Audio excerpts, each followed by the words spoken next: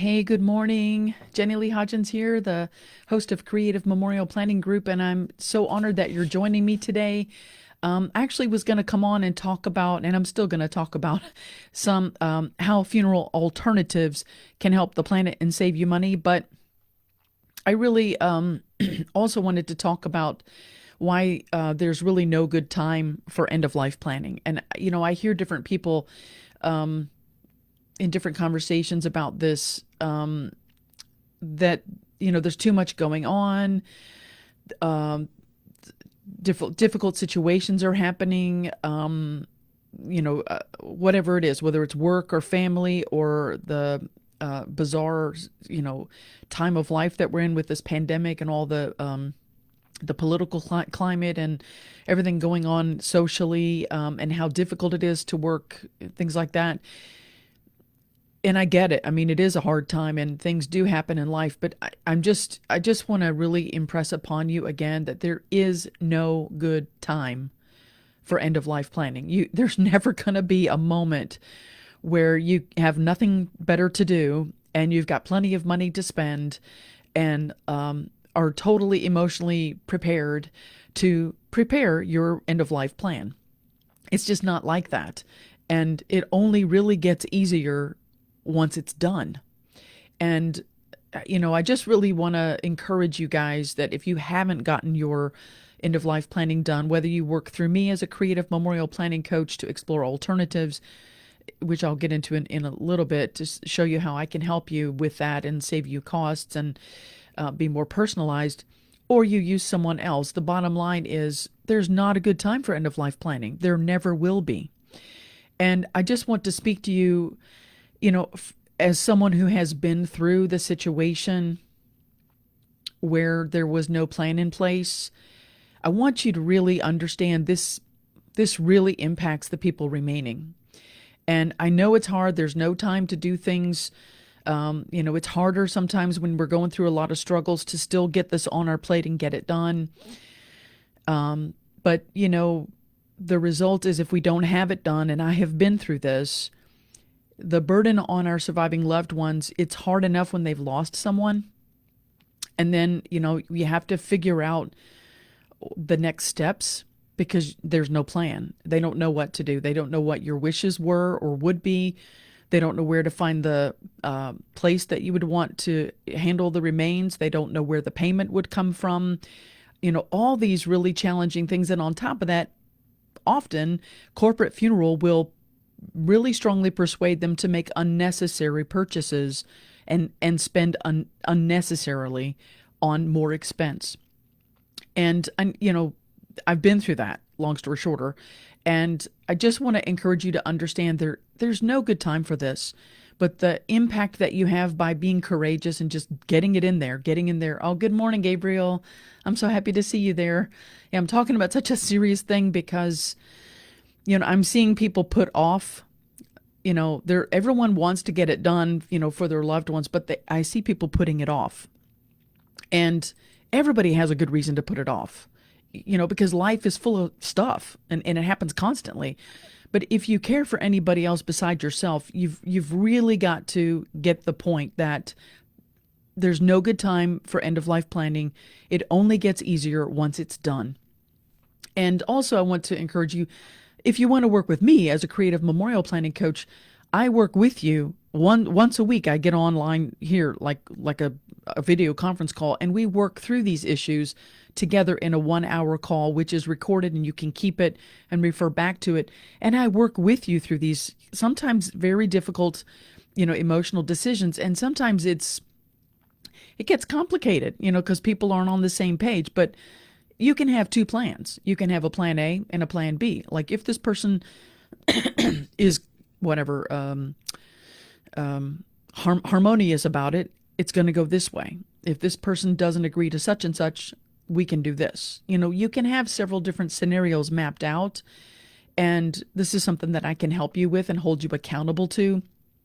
And also I want to encourage you. I was just reading my mug. The first step towards progress is believing in yourself.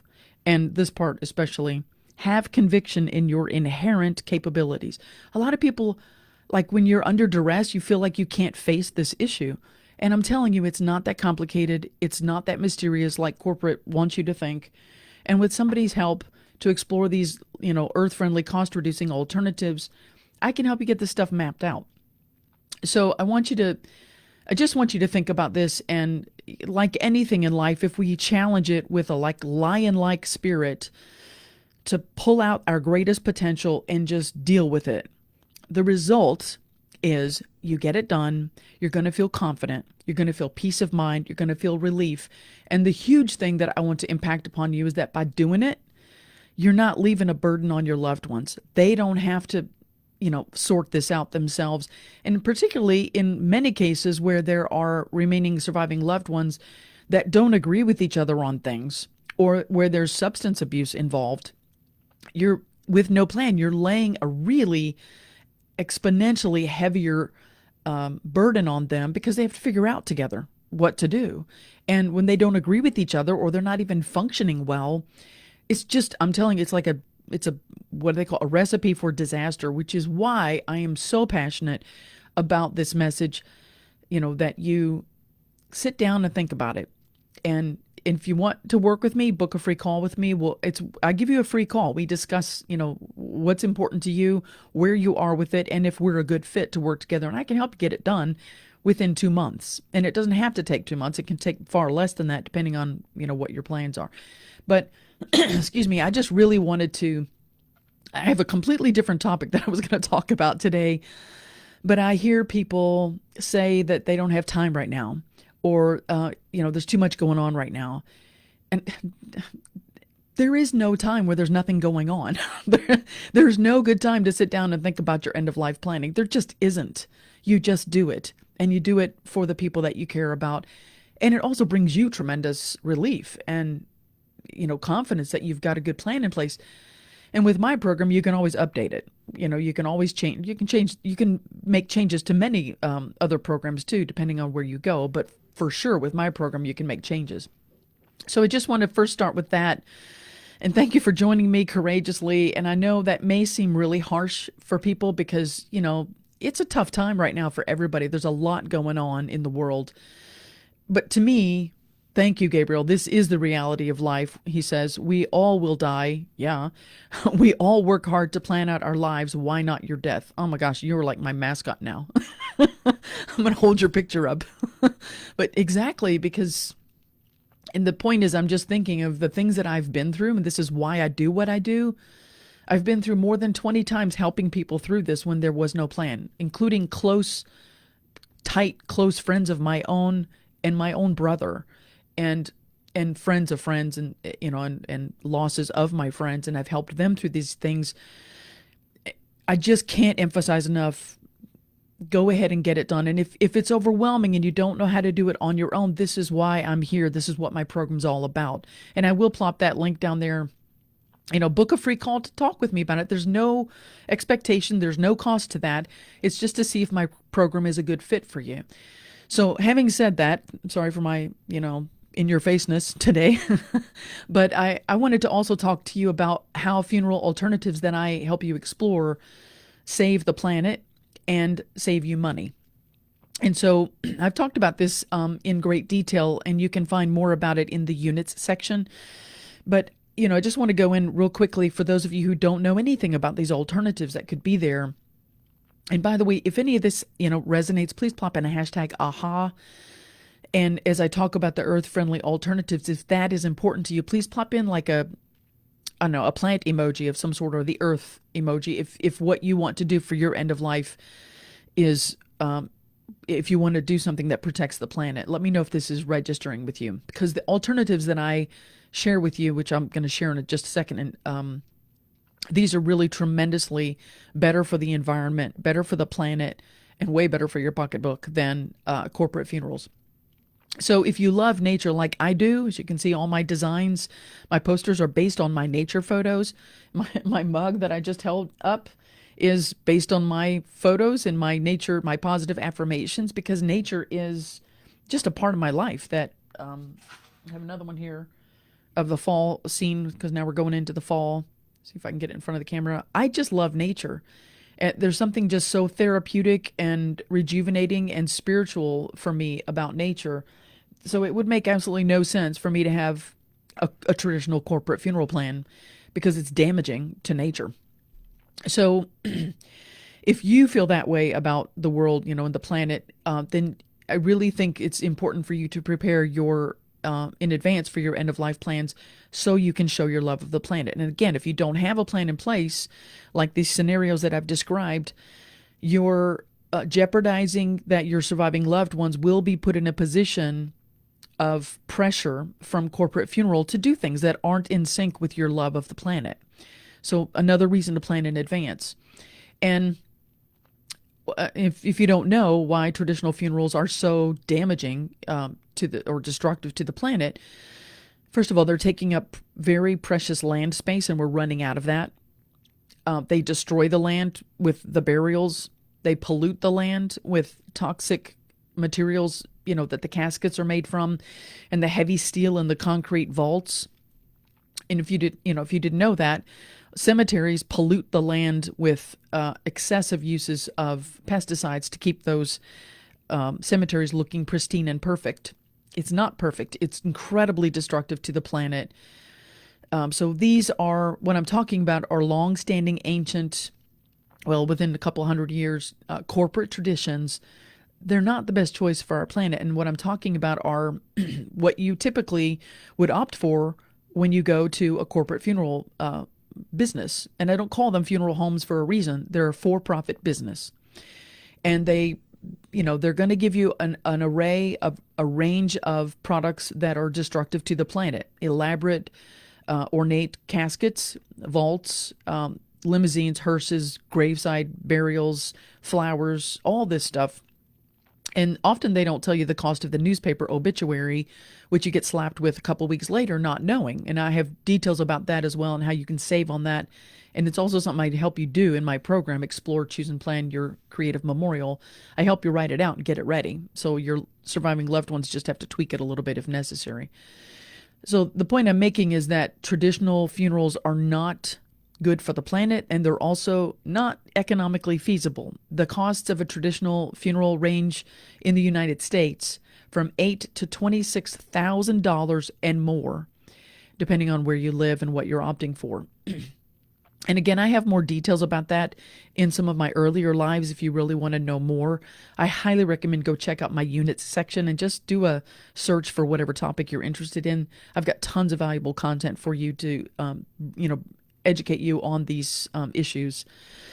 So, the point I'm making on this is that if saving costs on your end-of-life plan is important to you, first of all, please plop a dollar sign emoji in the comments if that resonates with you and you don't want to spend elaborately. If cost is an important aspect of how to do your end-of-life plans, plop in a dollar sign for me. Let me know this is a value for you. And again, like I said earlier, if protecting the earth is important, plop in an earth or plant emoji so I know that you value nature as part of your end-of-life plan. And the gist is, what I'm trying to get to is that your end-of-life plan, in part, it's about sharing your personal legacy. So you want your victorious final chapter of life to reflect and be representative of who you are and how you lived your life. And if you value nature like I do, then your choices for handling the remains, as well as your goodbye ritual or memorial services, these need to reflect your personal values, right? Let me know with a yes if you agree with that in the comments, or an earth emoji or a plant emoji if you want. If this resonates with you, if nature's valuable for you in your end-of-life plans. So, check my notes here, see if I've left anything. Oh, yeah. I want you to know, as I mentioned, that when you don't have that plan in place, you are, again, really leaving your loved ones in a difficult situation, and they're grieving, which makes it hard enough. And then they get pressured often by corporate funeral to do things. And then, like, when the dust settles a few months later, they're thinking, why did I take out a loan or put that heavy cost on my credit card when it's gone? There's no meaning to it. It's gone. So if you have the plan for them, and you plan ahead now, and I can help you do that, you can better protect nature and with your choices for how you handle the remains and your earth-friendly creative memorial plan, and you protect your loved ones from having to do that or be additionally burdened.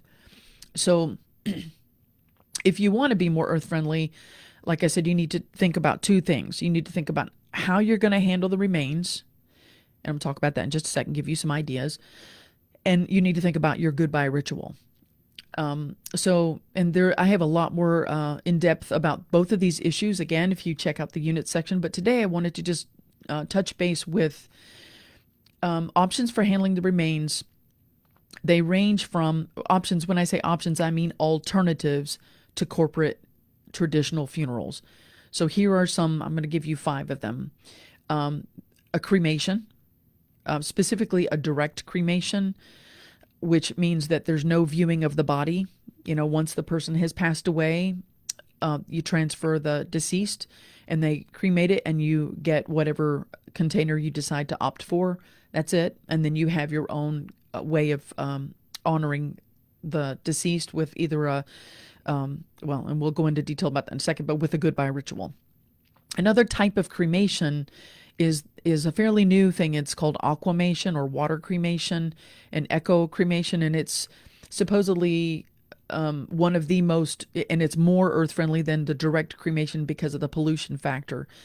But it's only available in about 18 states, and I do talk about this in a little more detail with when I interviewed a death doula named Leslie James. So go check that out in the units section. Just search doula and you'll find that. Or you can search it in the discussion area too. And I go into more detail. I also go into more detail about it when I was interviewed for one of our members, Sue Lung Carrick's Women Living Well Over 50 podcast.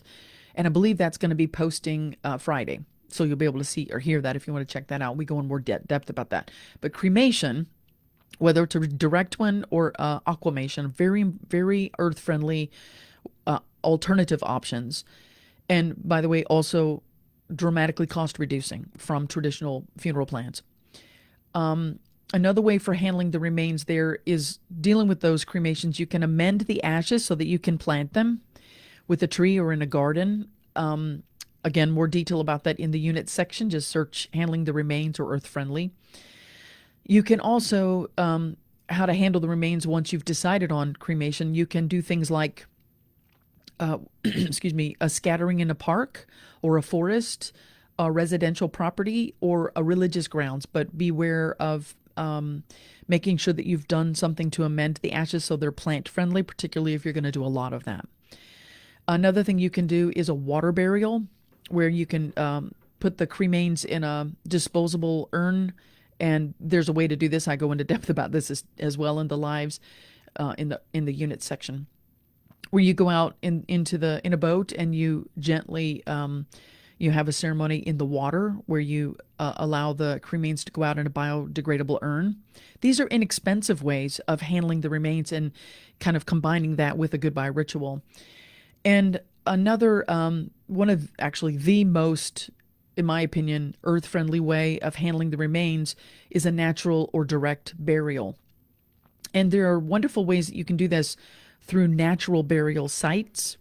And you have to kind of look around and find the ones near your area or where you want to go. I just learned of one, for example, in Florida where I used to live, near Newport Richey. There's I think it's called Heartwood Preserve, and it's just a beautiful, I'm losing the term for it, but it's just natural land, and they provide the land where you can be buried there and you can visit. People can come and visit. It's like a hiking area right around it as well, and there's a bike trail which I many times rode my bike on. But it's a beautiful preserved land area in Florida. I cannot think of the word that I'm looking for it, but anyway. And so if you have a natural burial or direct burial in a place like this, it's the most earth-friendly way you can do this, because the body naturally decomposes, and the bacteria of nature and the oxygen coming into it, just most naturally, your body becomes part of the land and becomes part of the plant life in these areas. You can even start your own natural burial site there's a little procedure to go through to do that, particularly if you live on a rural property. Like my family has a farm, so that's a place to start a natural burial site so that legally nobody can destroy it later. There are ways to do that. And then what I consider one more, I know this is a lot, but one more way to handle the remains that is more earth friendly, but the least earth friendly, is to go through a corporate funeral and do a green burial in a green cemetery. And there are other places like, I think it's called Planet Neptune, and other places that do focus primarily on the green burials. And what that means is that the expense is pretty high because you're still opting for all these, the caskets and the graveside burials and all this stuff. So it's more costly than these other options. But the caskets themselves are made from materials that are not toxic to the earth. So even though green burials use traditional caskets, they're more damaging. I mean, because they use traditional, I can't talk now. Green burials use traditional caskets, and they're more damaging to the earth and more expensive than these other options. But the materials are not damaging to they don't use toxins in those materials. But you got to be aware that if you're, for example, if you're going to a corporate funeral and you're opting for a green burial, but they put you in the same cemetery that everything else is in, that's not green because you're surrounded by all these other burials that are not using, non-toxic materials. So you really do need to verify that you're going to a green cemetery, or one of these preserves that do natural burials is even better, I think. Anyway, they are typically the green burial products. They are at least less expensive than the traditional, caskets and things that have the toxic materials in it, but you're not saving that much in my humble opinion.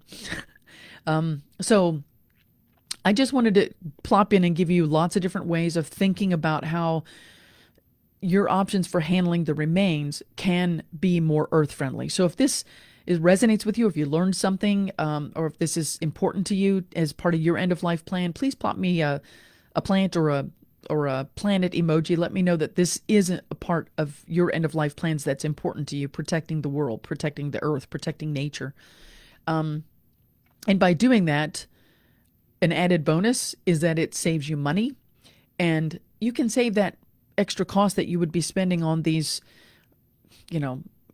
traditional burial expenses. Just save that cost, and you can have it as a gift for loved ones that can use it if they need it, or as a fun celebration of life in your honor. Ask them to go on a trip somewhere, or have a backyard barbecue and pay for all the food. Use that excess money for something that your loved ones can do, can use in a way that's meaningful to them and not just gone and a waste of cash. I just think, why waste that excess on burial cost when nobody's going to be able to enjoy that over time, So I know this was long-winded, and I hope you forgive my very direct tone about the fact that there's no good time for this. But it's the reason I'm so direct is because I've been through it. And if you want to protect the planet and your loved ones, it doesn't matter what's going on in your life right now. It needs to happen. And I can help you with that. I will hold you accountable. We meet once a week in my, if you're interested in learning about how I can help you in my Explore, Choose, and Plan Your Creative Memorial, we knock it out within 2 months. And we do it in a way that's, I help you explore the alternatives that may be meaningful and valuable to you. And then we knock it out. We get all the details done. We get your obituary set and ready, which all of this stuff can be updated and edited and added to later. But you need it done now so that your loved ones don't have to deal with it ever. And if you're curious about all of this, just book a free discovery call with me. There's no expectation. There's no cost, there's no charge. It's just to see if my program is a good fit for you and if I can actually help you. It depends on what your wishes are. I'm just going to be straight with you. If you really want a traditional funeral plan, I'm not your girl. I'm here to advocate for minimizing the involvement of corporate funeral, or even doing without primarily, and or personalizing your creative memorial with or without, or lessening or without religious involvement. I mean, you can incorporate some of that, but I advocate a more personalized service. And the reason I do that is because it's more personally meaningful to the people left behind than these traditional customs are, or even sometimes religious ceremonies and dogma. They seem sometimes very impersonal and far removed, from the loved ones. And because it's going to save you thousands of dollars working with me to set up these alternatives and a goodbye ritual and get your obituary ready and any legacy messages that you want to leave your loved ones. And, just to be clear, I just want you to know, in case you didn't figure this out, I'm different from other end-of-life planners because I don't want you to spend money. And I want you to be good to the planet. And I want it to be meaningful and personalized for you and your loved ones, especially your loved ones. And that's why I'm saying get it done now. It's going to take a massive load off of them when it does happen. And I am living proof that this happens a lot. I've been through this more than 20 times where there was no plan. So sorry to hit you over the head with that, but it's such an important message, and it's something that you can get done incrementally with me over a 2-month period. It'll take about an hour a week with me and maybe 30 minutes to an hour of your time in addition to that each week. It could take far less. It just depends on what you want to accomplish. So I just want to, remind you again, if you haven't checked out my units section, there's a 5-day overview of, what these alternatives are and how I can help you. And if you haven't gotten my checklist, I'll plop the link in there, but there's a creative memorial planning checklist to kind of give you an idea of what you need to kind of get your head wrapped around about what we need to accomplish. And I'm going to plop in my link so that if you want to book a call with me, it's free. So, check it out. And again, let me know. I'm sorry, this was very long today, but I'm really appreciate Gabriel for joining me, and anybody else that plops in hashtag replay and give me a plant or a planet emoji or a $sign or an aha, hashtag aha, if any of this resonates. And if you want to talk about it, please don't hesitate to book a free call with me. That's what I'm here for. So I hope that this message resonates with you and that it gives you momentum and determination to be a lion and, face this challenge and know that there's no good time to do it. And it's easier only when it's done. And I can help you do that so you don't have to do it alone. And I have a lot of expertise and knowledge in how to get it done in a way that's going to be right for you and meaningful for you. So don't hesitate to reach out. Thank you so much for joining today. Have a great, what day is today? Have a great weekend.